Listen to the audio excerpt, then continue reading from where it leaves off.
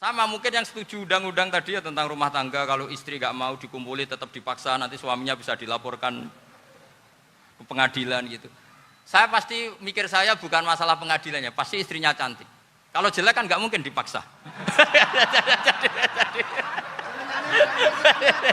Ini ketularan. Jadi saya cara berpikir tuh, jadi tak pikir lucunya saja, bukan pikir serius. Ketularan ya sudah ketularan ini. Karena keburukan itu mudah nular.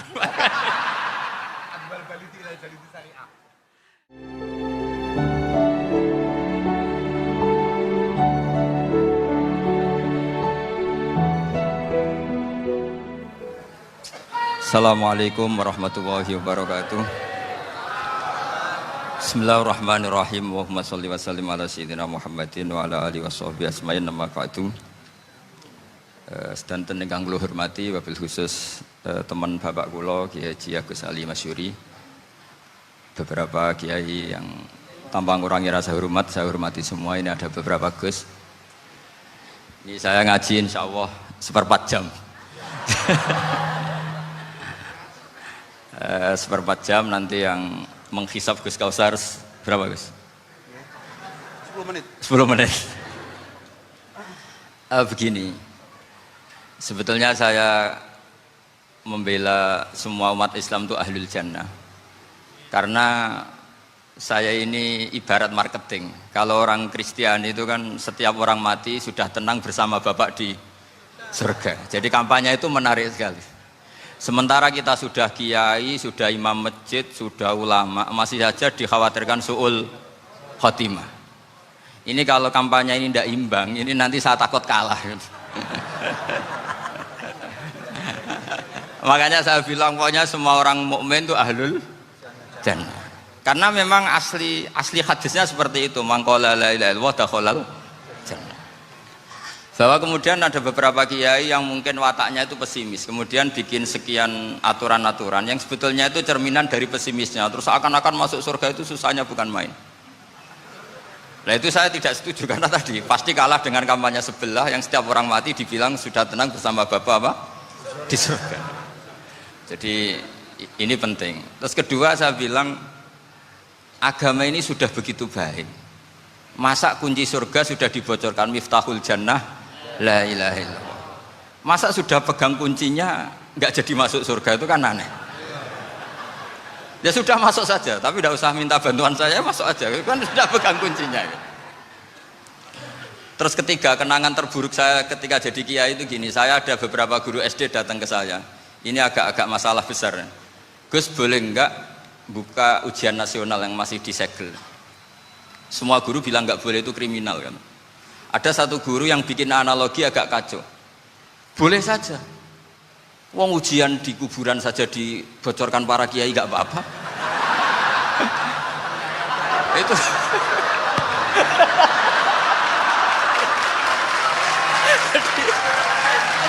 Tapi ini kriminal ya.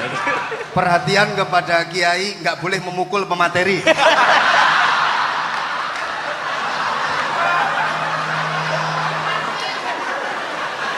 Jadi tentu itu analogi yang salah kan.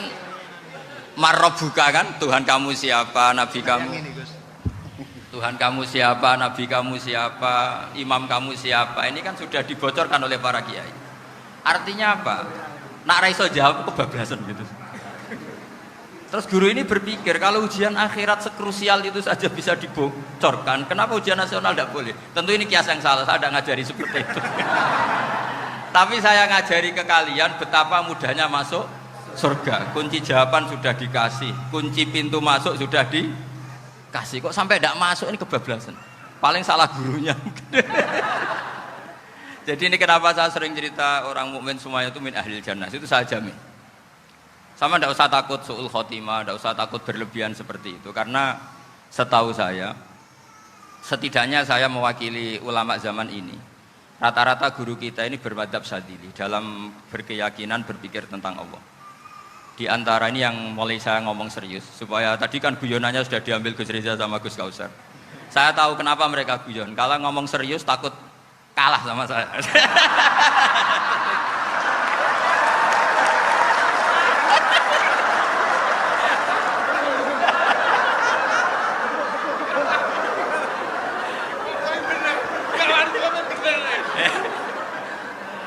Karena saya ini sudah terkenal pemikir serius, jadi artinya itu satu kepintaran mengalihkan.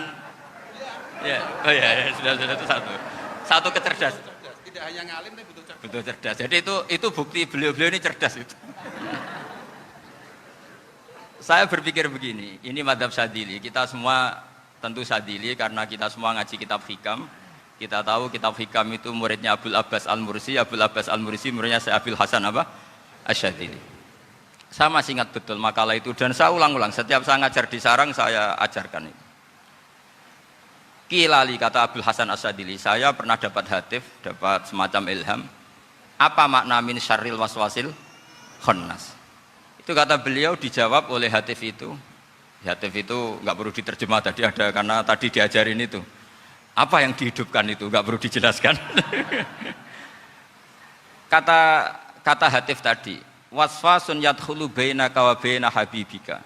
Yunsika altofahu al-hasanah wa yudzakiruka af'alaka as-sayyi'ah wa yukassiru indaka dzatas shimal wa yuqallilu indaka dzatal yamin liya'dila bika an husni dzanni billah ila su'i dzanni billah.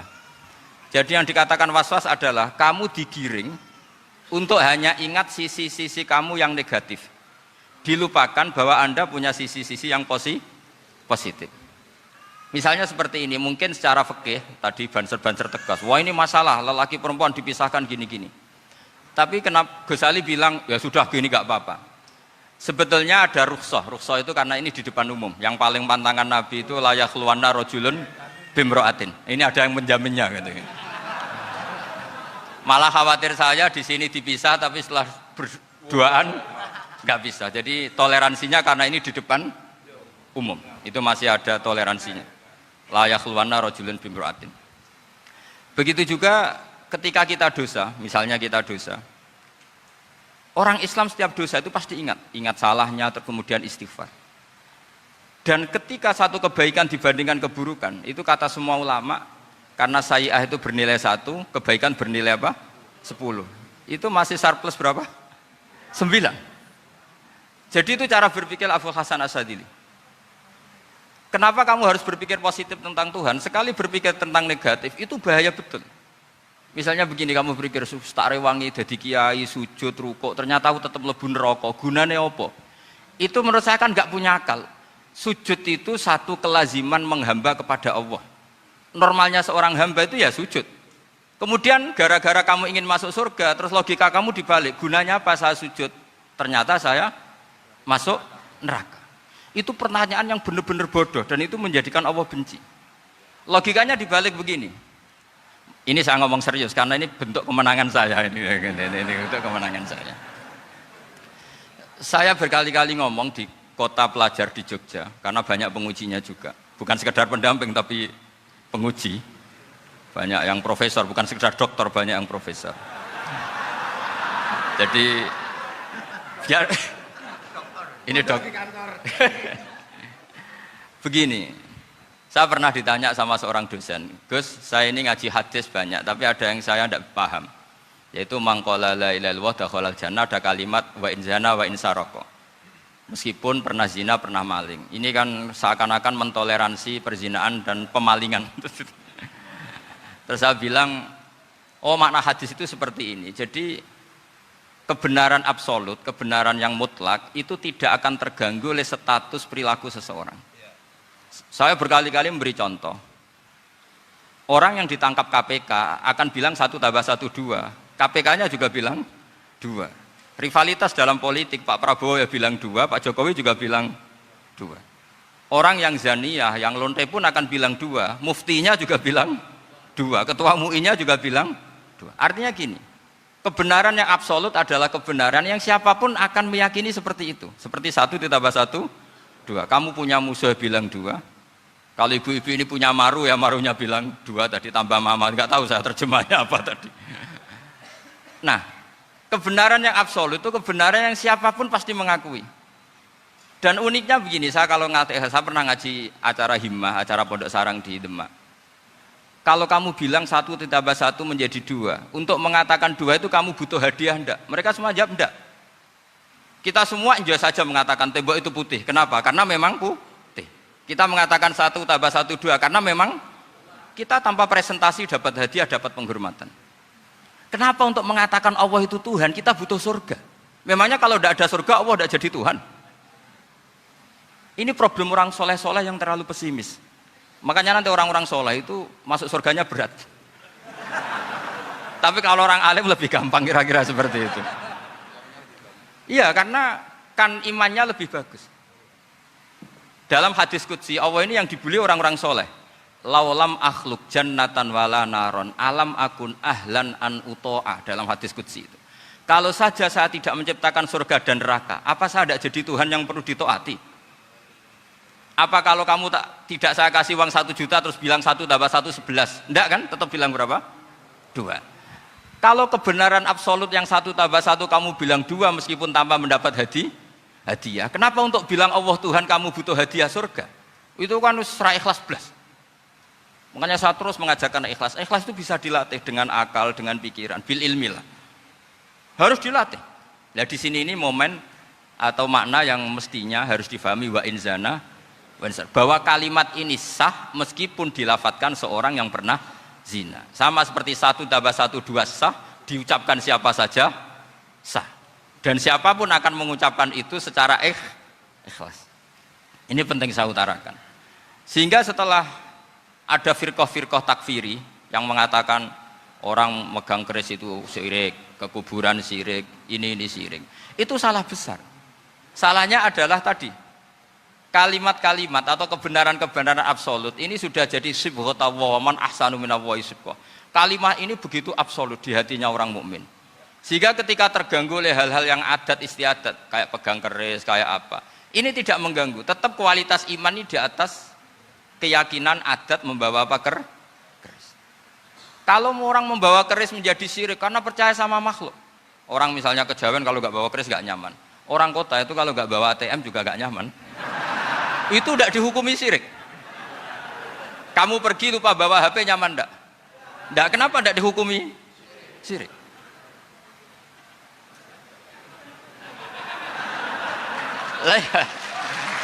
Jadi ini logika-logika. Jadi makanya ini Gus Reza boleh ngeritik saya. Saya tuh berkali-kali bilang, saya termasuk ulama yang mau bikin gerakan cangkem elek. Karena nanti kalau saya nisbatkan ke Rasulullah itu tidak pantas, karena Nabi ahsanan nasi khalqau wa khuluqa. Tapi saya siap jadi bempernya Rasulullah Shallallahu Alaihi Wasallam. Pernah ada diskusi di Jakarta, ini kisah nyata. Apa dalilnya setelah sholat salaman? Mana hadisnya? Itu dijawab hadisnya tentu kita kesulitan. Kalaupun ada hadisnya dhaif semua yang masalah musafahan. Akhirnya mau tidak mau dijawab pakai cangkem elek. Boleh nggak kamu setelah salam nyalain HP yang off? Boleh. Boleh nggak ke kamar mandi? Boleh. Oh berarti kencing boleh, nyalain HP boleh, yang nggak boleh itu ingat Allah. Karena mereka mengkritik wiridan, ngeritik salam. Akhirnya mikir deh, ada nggak hadisnya orang setelah sholat nyalain HP? Nggak ada kan? Tapi mereka nyalain HP nggak hambatan, tapi untuk salaman masalahkan. Ke kamar mandi boleh, tapi untuk wiridan nggak boleh. Akhirnya mereka sadar, oh iya. Lama-lama dibisi gini yang kelompok itu, kamu itu korban aliran supaya kamu gak ingat Allah, ingatnya HP-nya. Sehingga orang wiridan kamu kritik, orang nyalain HP tidak kamu kritik. Itu kelompok itu adalah kelompok orang-orang yang supaya orang Islam itu lupa Tuhannya. Itu gerakan cangkem elek, tapi jadikan orang sadar. Jadi ini penting. Jadi kalau kamu tidak bisa bela agama dengan jalan yang lurus karena tidak bakat gitu. Gak apa-apa pakai cangkem elek tadi, karena gak mungkin gerakan ini dinisbatkan kepada Rasulullah Shallallahu Alaihi Wasallam. Kalau soal sanad, saya punya sekian sanad tentang itu, tapi tidak usah kamu ikuti. Ada orang tanya, ya Pak Kiai, kalau setan dibakar di neraka panasan enggak? Ya panasan. Lo kan setan dari api, ngapain harus panasan? Kan materinya sama.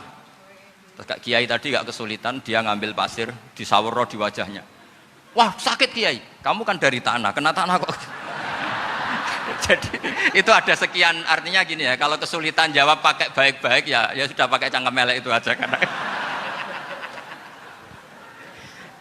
Tapi tentu kan gerakan ini tidak mungkin dinisbatkan kepada para nabi. Tapi saya pastikan meskipun nggak bisa dinisbatkan kepada para nabi dari segi cangkem elek tadi, tapi secara semangat itu sama. Saya punya sekian contoh. Bener Gus Riza tadi gojok saya sengawur-ngawurnya itu masih punya sana. Itu pas saya ngawur pun masih punya apa? Sana. Nabi Ibrahim itu ketika faja'alahum juzatan illa kabirallahum itu si berhala paling besar dikasih kapak. Ketika mereka geger, ini siapa yang berhala-berhala kecil? Kata mereka, sami'na fata yadhkuruhum yuqalu lahu Ibrahim. Ya kira-kira Ibrahim lah gitu. Terus setelah Ibrahim didatangkan, siapa yang melakukan ini semua? Ini jawaban Nabi Ibrahim, bal fa'alahu kabiruhum hadza. Ya tanya yang bawa pedal, saya kan tidak bawa. Terus kata orang-orang, otak kamu itu di mana? Masa berhala disuruh nanya, kan nggak bisa ngomong. Ibrahim kembalikan, uffil lakum wa lima ta'buduna min dunillah. Lalu otak kamu di mana? Sudah tahu nggak bisa ngomong kok disembah gitu. Itu ada kata uffin. Uffin itu kalau diterjemah kira-kira ya agak-agak jancuk gitu. Kira-kira ya kira-kira seperti itu. Jadi Sekarang dalilnya jancuk apa Gus? Bahkan dulu kan biasa kalau misalnya saya bilang sudah itu. Gimana? Jancuk itu dari daksu, dak tinggalkanlah suan perkara sing elek. Krono ilate wong Surabaya kakean rawon, akhirnya ngomongnya jancuk.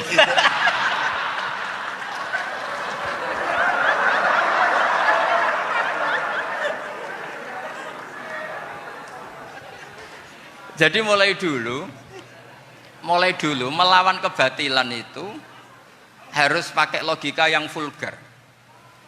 Karena memang nggak mungkin dengan bahasa-bahasa priayi itu nggak mungkin. Dan ini penting saya utarakan. Nah, kalau nanti nggak mungkin dinisbatkan kepada Rasul karena Nabi adalah ahsanan nasi khalqa wa khuluqa, kita yang ngambil alih saja. Gus Reza, saya, Gus Kaustan ini cara cangkem elek kan pantas. Luas. Selain bakat ya sudah natural. Karena memang itu cara kita menjelaskan kebenaran. Saya ulang lagi, itu cara kita menjelaskan apa? Kebenaran. Mau tidak mau. Saya pernah ditanya sama seseorang, Gus, beberapa nabi itu kan poligami itu bukti hipersek. Karena yang tanya itu orang nasionalis yang nggak pati senang Islam. Terus tak balik tanya, perempuan itu makhluk lemah enggak? Ya lemah. Kalau nolong lama satu itu gimana? Ya baik. Kenapa nolong dua jadi tidak baik? Harusnya kalau nolong tiga tidak baik. Tapi saya tidak dukung poligami. Ini cerita saya. Setidaknya mereka jadi ingat. Saya itu pernah ditanya agak-agak orang ateis. Dia benci Islam tapi neliti Islam. Pertanyaan kedua, kenapa dalam perang itu seakan-akan Nabi itu perampok? Hartanya orang kafir disita kemudian menjadi ghanimah. Itu kan kayak ngerampok. Terus saya tanya gini, kalau ada penjahat ke rumah kamu, kemudian pakai senjata api, setelah kamu ringkus, itu senjata api kamu kembalikan apa kamu sita? Oh ya saya sita, kalau tak kembalikan dipakai ngerampok lagi. Ya sama seperti itu, kalau kekuatan mereka dikembalikan, akan dipakai kekuatan mereka lagi. Jadi, ya lagi-lagi ini kemenangan orang serius. Karena nanti guyonnya sudah dintekno sama Gus Safa sama Gus Riza. Nah, kenapa saya ngajar begitu rileks, begitu santai? Karena pikiran saya sederhana. Fa innal uqula muttarratun ila qabilil haq. Akal sehat pasti dipaksa menerima apa? Kebenaran. Sehingga kebenaran itu tidak usah kamu ngomongkan secara serius, tidak perlu. Kebenaran itu mudah diterima. Saya itu pernah ngaji berkali-kali di Jogja di mana-mana sampai ada buku seorang dokter nulis tesisnya itu bangga lagi menjadi muslim setelah ngaji saya itu. Karena saya menerangkan itu ringan. Orang Islam itu harus mencintai Allah. Ciri utama cinta itu tidak tegang, rileks. Saya bilang begini, kalau kamu pernah 1 tahun digratisi orang rumah, makanan, kamu kira-kira itu mudah nggak mencintai orang yang berjasa sama kamu minjemin rumah dan kasih makan gratis? Mudah kan? Apalagi kita ini mudah mencintai orang yang minjemin mobil 1 tahun, ngasih rumah 1 tahun, apalagi selamanya. Kenapa kita tidak mudah mencintai Allah yang memberi kita bumi, air, oksigen, semuanya kita dikasih Allah? Akhirnya mereka mikir, wong mencintai seseorang yang ngasih dalam durasi 1 tahun saja mudah, apalagi mencintai Allah yang ngasih kita tanpa batas. Itu disebut walladzina amanu asyaddu hubbal lillah. Orang mukmin itu mudah sekali mencintai Allah. Caranya dilatih tadi. Kita mudah mencintai orang yang berjasa sama kita. Kenapa tidak mudah mencintai Allah yang tentu jasanya lebih besar? Nah, karena akhir-akhir ini banyak orang yang terlalu nazir, terlalu apa? Kata Nabi kan basyiru walatu nafiru yasiru walatu as siru. Sehingga saya bikin gerakan. Pokoknya semua orang mukmin pasti masuk surga. Nanti soal ada kesalahan-kesalahan kecil yang menjadikan orang su'ul khotimah itu sifatnya kehati-hatian. Jangan menjadi hukum. Hati-hati itu tidak menjadi hukum. Kalau kamu nyupir hati-hati itu bukan berarti pasti kecelakaan, enggak. Hati-hati itu ya hati-hati saja, tidak menjadi hukum. Ini penting saya utarakan karena kubu sebelah kampanyenya sudah tadi, setiap mati mesti tenang bersama Bapak di surga. Sementara kita mau kampanye, kamu sholat tidak mesti diterima, haji tidak mesti diterima, jadi kiai tidak mesti masuk surga. Coba kalau kita kampanye gitu terus, yang mau jadi muslim itu siapa? Jadi ini sudah tak perhitungkan matang-matang, saya milih macam seperti itu. Ya ini saya pikir sudah, ini pembandingnya supaya punya waktu. Saya suka sekali. Nah ini yang sesi terakhir ya, sesi terakhir. Saya akan cerita fikih karena Nyun sewu Gus, ada iklan sebentar dari ibu-ibu, pentolan mic kurang dekat ke mulutnya Gus Baha. Sehingga suaranya tidak terdengar sampai ke belakang. Oh, gitu, pentolannya didekatkan Gus ke gitu. mulutnya. Ini kalau ngomong konotasinya itu mesti nyerempet. Sudah apa ya? Sudah ahlinya di situ. Ya malah ada di situ.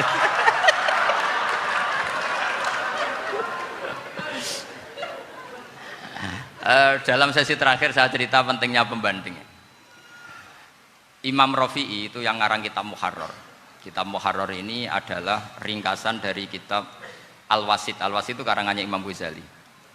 Al-Wasit sendiri ini khas ngaji NU, karena NU maknanya Nahdlatul Ulama, gerakan para ulama. Jadi kalau nggak ngerti alim-alim seperti itu ya ada NU. Sebenarnya sampai itu pasnya Nahdlatul Ummah, gerakan umat. Tapi kan sudah jadi partai politik Nahdlatul Ummah. Karena yang katakan NU itu Nahdlatul Ulama, gerakannya para ulama. Imam Rafi'i itu berpendapat sujud itu cukup pakai batuk, pakai jidat. Itu dalam kitab Muharrar. Wal asoh anna sujud yasihu mau cukup biwat iljabah. Ketika Imam Nawawi mentasih kitab Muharrar namanya Minhajut Thalibin, itu mengkritik Imam Rafi'i. Kata beliau sujud itu untuk sah harus melibatkan 7 anggota karena berdasar hadis umirtu an asjuda ala sabati a'zumin, yaitu al jabhah wal yaden warubaten wal qadamen, yaitu jabhah 2 tangan, 2 lutut dan 2 qadamen. Akhirnya saya ngecek di kitab asli, Imam Rafi'i termasuk Ashabut Tarjih dan Imam Nawawi. 2 orang ini khilaf. Kan nggak mungkin kita sebagai musahihnya, karena yang khilaf ini 2 ulama besar, satu Imam Rafi'i, satu Imam siapa? Nawawi.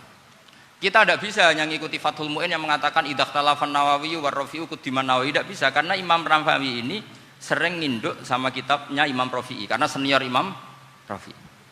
Setelah saya cek di kitab kitab asli Mamba ya, satu sumbernya semua mazhab apa? Syafi'i. Ternyata Imam Syafi'i nak ngedikan hanya begini. Wa uhibbu, saya suka setiap orang Islam sujud itu melibatkan 7 anggota karena itu aman, pasti sah. Tapi wayah tamilu kata beliau, tapi mungkin saja sujud hanya watul jabah itu sah. Kenapa kata Imam Syafi'i? Liqaulihi sallallahu alaihi wasallam atau li du'aihi apa sallallahu alaihi wasallam fi sujud sajadalaka wajhi wa sam'i wa basari. Nabi ketika sujud itu hanya berdoa, ya Allah sujud kepada engkau wajhi wa sam'i wa basari. Nabi tidak menyebut wayadi warubati wa qadami. Sehingga saya berkali-kali bener kata Gus, saya ini pembela umat sing sujude 7 anggota ya tak lem pantes dadi Rais Suryah. Itu. Yang sujudnya batuk tok ya tetap sah ngikuti mazhabnya Imam Rafi'i. Meskipun itu tidak saya anjurkan. Tentu tidak saya anjurkan. Alasannya Imam Syafi'i tadi, Rasulullah pernah berdoa dengan kata-kata sajadalaka wajhi, bukan diteruskan wayadi warubati wakoda. Sehingga fal khilaf huna bakin ala khiddati kalau dalam bahasa fikih. Khilaf biar tetap sesuai aturan khilaf masing-masing. Enggak perlu kamu menggugurkan pendapat Rafi'i yang mengesahkan sujud hanya pakai jabah. Ini penting karena tadi seperti saya katakan, yang sujud anggota pitu ya masuk swarga mergo pintere, sing nganggo bathuk tok yang mlebu swarga mergo gobloke tadi, karena aksaru ahlil jannah al-bulhu. Nah ini mazhab saya. Jadi saya itu ingin umat Islam itu baik-baik saja. Iya betul, mazhabin jenengan. Ya.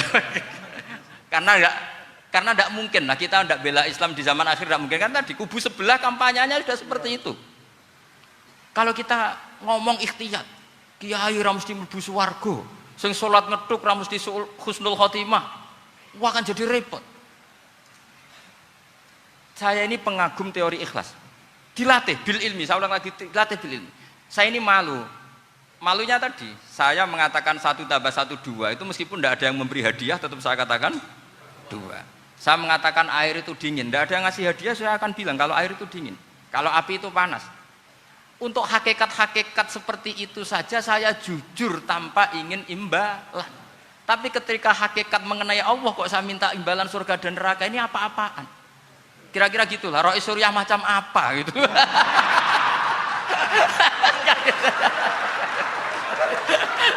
Ya saya kira demikian. Assalamualaikum warahmatullahi wabarakatuh. Waalaikumsalam warahmatullahi wabarakatuh. Alhamdulillah. Baru kali ini ada seminar yang dikritik terus sama pemateri itu pendampingnya. Mestinya pembandingnya. Tapi luar biasa para milenial semuanya, Masya Allah, terlihat wajah-wajah surga di majelis ini. Walaupun toh yang hadir tidak semuanya milenial, ada post milenial juga di sini. Ada yang Gus dan juga ada yang Kiai. Kalau Gus biasanya kan masih bisa tolah-toleh, kalau Kiai harus fokus. Tapi yang paling fleksibel di PWNU Jawa Timur, yang paling enak itu adalah beliau, Kiai Haji Agus Ali Mazhuri. Enaknya pripun? Dadi kiai ya iso, dadi Gus ya iso. Itu posisinya paling enak di antara pengurus-pengurus yang lain. Tepuk tangan untuk beliau, enggak apa-apa. Langsung saya buka pertanyaan, yang ditanya 2 orang, jangan pendampingnya. Yang ditanya 2 orang. Kalau enggak Gus Baha, Gus Kausar. Saya hitung sampai 10, enggak ada pertanyaan, kita tutup dengan doa. 1, 10. Ada yang 2 mawon nggih, pertanyaannya 2. 1, monggo. Yang perempuan, saya ingin yang perempuan, monggo. Sudah 2. Silakan.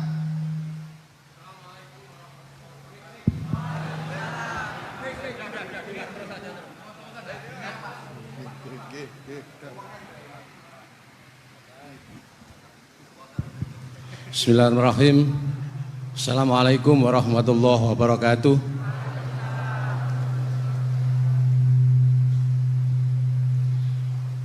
Yang saya ingin tanyakan kepada Gus Baha, saya itu sering ngaji lewat YouTube panjenengan Gus.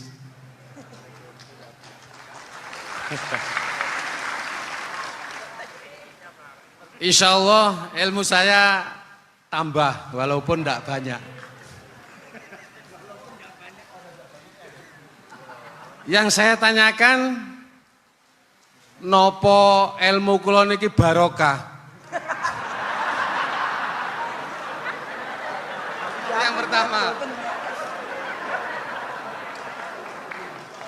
karena saya ngaji lewat YouTube panjenengan, saya tidak izin. Untuk itu hari ini saya izin panjenengan, mudah-mudahan ilmu ingkang saya dapat dari panjenengan niku saged barokah niku Gus. Terima kasih. Wassalamualaikum warahmatullahi wabarakatuh. Waalaikumsalam warahmatullahi wabarakatuh. Langsung mawon Gus nggih, yang satunya dulu. Siapa aja? Oh gitu. Monggo Gus. Itu tetap barokah, dan kebaikan itu mah nggak perlu minta izin. Kalau kebaikan minta izin jadi repot. Jadi kalau dalam kitab fikih disebut iktifaan bil idzni syar'i, karena syara akan selalu memberi izin sama kebaikan. Itu udah hanya masalah YouTube sampean. Tadi melihat wajah Gus Ali ibadah, pamit dulu. Nanti kalau ada orang alim lewat mau lihat juga pamit dulu. Lama-lama mau baca sholawat, ya Rasulullah pamit dulu mau baca sholawat. Jadi semua kebaikan itu cukup iktifaan bil idzni syar'i. Ya jelas ini ya. Oke, terima kasih. Jangan lupa pulsane tuku dhewe lek ndelok YouTube. Wifi-nya juga jangan nyolong. Harus passwordnya izin kepada yang punya wifi. baru nanti 100% barokah. Mbak yang belakang bisa berdiri, yang mau tanya tadi. Ya, silakan. Bismillahirrahmanirrahim. Assalamualaikum warahmatullahi wabarakatuh. Mohon izin Yai Gus, saya di sini mau tanya, selain sebagai pelajar santri, saya juga sebagai seorang mahasiswi di salah satu universitas di Surabaya. Yang saya tanyakan sebagai pemuda milenial, kita semua tahu bagaimana keadaan demokrasi negara Indonesia saat ini. Yang saya tanyakan bentuk dari hubul waton minal iman. Hubul waton di sini, bolehkah saya sebagai seorang mahasiswi menyuarakan pendapat saya, berjuang bentuk ijtihad demi keadilan berupa demonstrasi.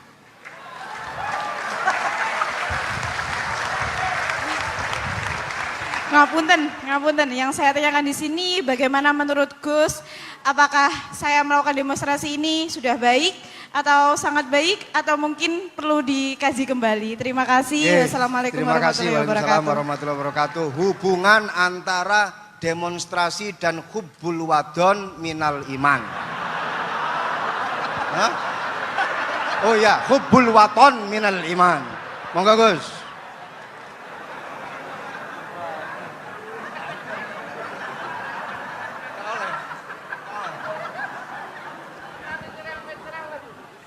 Ini benar-benar ahli loh aku.